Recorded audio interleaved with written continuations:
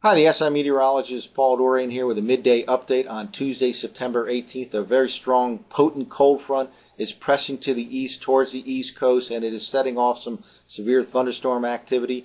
In the last couple of hours, severe thunderstorms have developed from south central Pennsylvania across the eastern part of West Virginia and the western part of the state of Virginia. Here's the latest radar image, and this is the area right now that is expanding in coverage, and it shows some impressive showers and thunderstorms, some severe developing here in this region, and all of this is starting to race to the east and could affect the Washington, D.C. area by the early to mid-afternoon, and in the Philadelphia metropolitan region by the mid to late afternoon, with some possible severe weather that includes damaging winds, and even some isolated tornadoes are a possibility. Probably the biggest area of concern right now extends from the central part of New Jersey all across southeastern Pennsylvania, down across Washington, D.C. region, and then towards the coast along the Delmarva Peninsula. This region right in here is really destabilizing in terms of the atmosphere over the last couple of hours, and looks like that is the real area of concern over the next few hours, including the threat for some isolated tornadoes.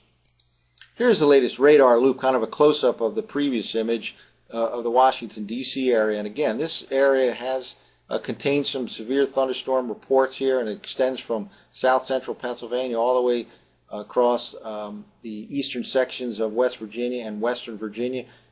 The whole thing is racing to the east, and again, the Washington, D.C. area can be affected by the potential for some severe weather anyway after about 2 o'clock or so, and then mid to late afternoon across the Philadelphia region and into the early evening across New York City. The entire I-95 corridor is under the gun here, again, from the early afternoon through the early evening hours. Damaging winds is a possibility. Some isolated tornadoes are even possible later on this afternoon.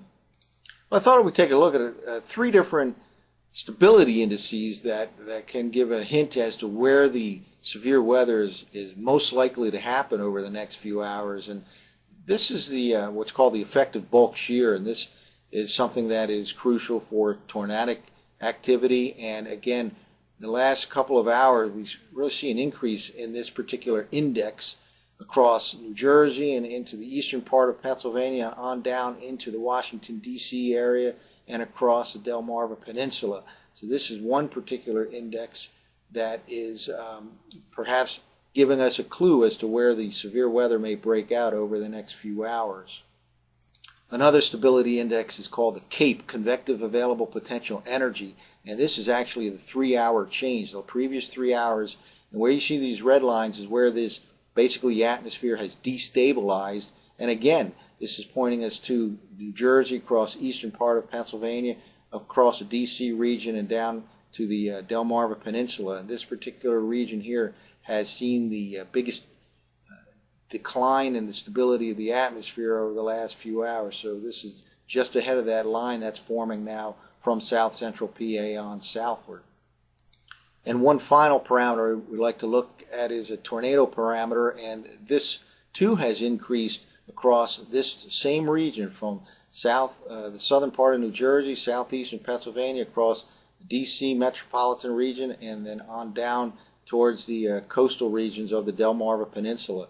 So there's lots of reason to believe that the next few hours could involve some severe weather in this particular region where the atmosphere is really destabilized. There's some indications that there can even be some isolated tornadoes when you look at some of these stability indices across central and southern New Jersey, southeastern Pennsylvania, down across the Washington, D.C. area, and eastward to Delaware and the Delmarva Peninsula coast. So that's it for now. Stay tuned for updates, but this afternoon could bring some severe weather in portions of the I-95 corridor, and we'll monitor the situation for the next several hours. That's it for now. For the SIweather.com, I'm the SI meteorologist, Paul Dorian.